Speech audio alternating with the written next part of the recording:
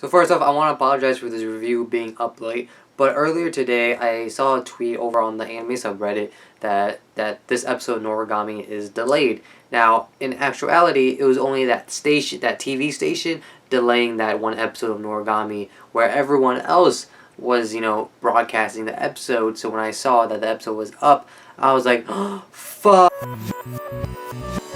Anyway, what is up, ladies and gents? Nate here, bringing you my review for Noragami Aragoto, episode 11. And man, this episode wasn't as good as like the last few, but it was still up there. It wasn't the best, but it wasn't like super super terrible either. So that son of a bitch Kuga is back, because apparently there's no such thing as fall damage when you're a regular.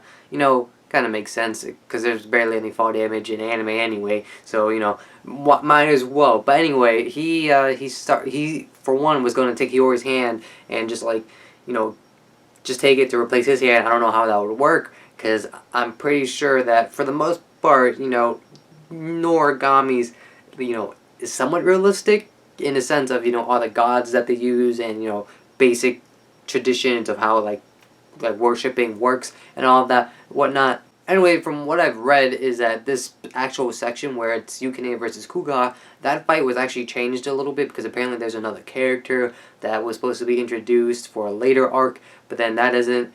I don't know what happened. Like, I don't read the manga personally, not yet at least. I'll probably pick it up after this season of Noragami ends, but apparently it was changed because there's supposed to, like I said, there's supposed to be another character. Anyway, Kuga gets his ass beat because Yukine comes in with the clutch, and his borderline thing is stronger. Bishamon and Kazuma are on their way to go deal with Ebisu and just look for him in general. And we see what Aiha's regular transformation is. That we see that she's battle armor for the females, which I thought was actually pretty cool, because honestly, Bishamon's regular outfit, the one where it's just kind of like a jacket and then like a bra, that's not battle efficient. What she wore in this episode was battle efficient, and not only that, she was badass in this episode. And one thing that Noragami does so well are its characters and their progression, and it's amazing, and I love it. Fun fact too is that Noragami is written by two ladies. It's actually pretty cool because one lady,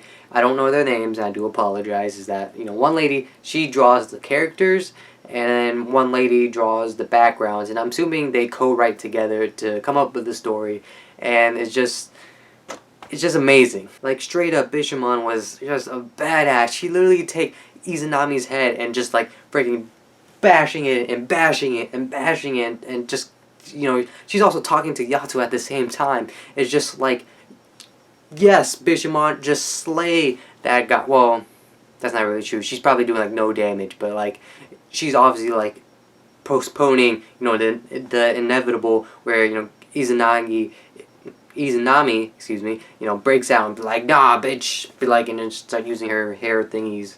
And in this episode, we obviously see some more character progression of Bishamon on saying how, she hated Yato, because even though deep down she knew that, it's not even Yato's fault on why her, two clans were killed, it was the only way for her to move forward and be like, this is all my fault. I wasn't strong enough to protect my clan and all that whatnot, and just telling her, the reason why she's down here was to, people are waiting for you, Yato. You have Yukine, you have Hiyori. You better get your ass up and, get out of here.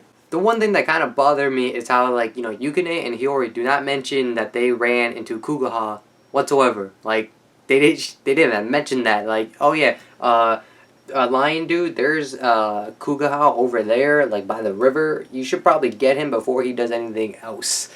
And on the topic of characters, there's one character that I thought I wouldn't actually be liking until now, because she's been set up as an antagonist for this whole time. She's been set up as like this mischievous character, this character that we don't even know too much about, yet we know just enough information just to hate her, and that being Nora, or Hiro.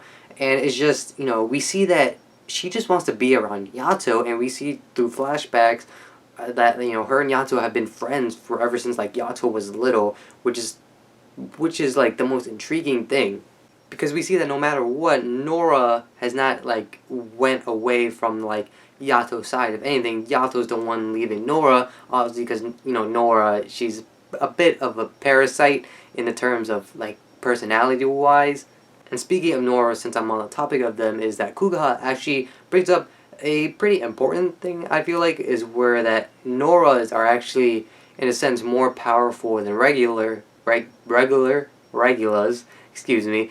And it's just, the reason why everyone hates Noras is because Noras are way too powerful, which, we don't really see if that's true or not, because, that's coming from Nora himself, that's coming from a Nora itself, so it's like a biased opinion. So whether that's true or not, hopefully, like, that gets, like, explained on, later on in the manga, or, if this gets a third season, which I hope. And there's also Ebisu this episode, and we see that he's able to get out of the underworld just in time, though he's like all like burned and tainted and all that stuff. One thing that bugged me about him this episode, and it's not like bugged me about like character wise, it's his actions, like the character like actually bugging me, in which he's like, oh yeah, there's only one way to get Yato out. You, the girl from the near shore. I need you. I swear to Buddha, Kami, all the holy deities that if, Hiyori doesn't make it out okay, something bad's gonna happen. I don't know what's gonna happen, but something bad is gonna happen. You don't mess with Hiyori like that. We also found out that Ebisu is actually the son of Izanagi and Izanami, that being, I don't know if Izanagi is the god of death too. I think he's the opposite. He's the god of the heavens, I think. I'm not too sure. Persona tells me that, I think, but I'm not sure. I know Izanami is always something about the underworld, but Izanagi, I'm not too sure. But I do have a prediction for one character, and it's the father figure, or, just the father of Yato, and I might think it's Izanagi. It could be not. I have no idea.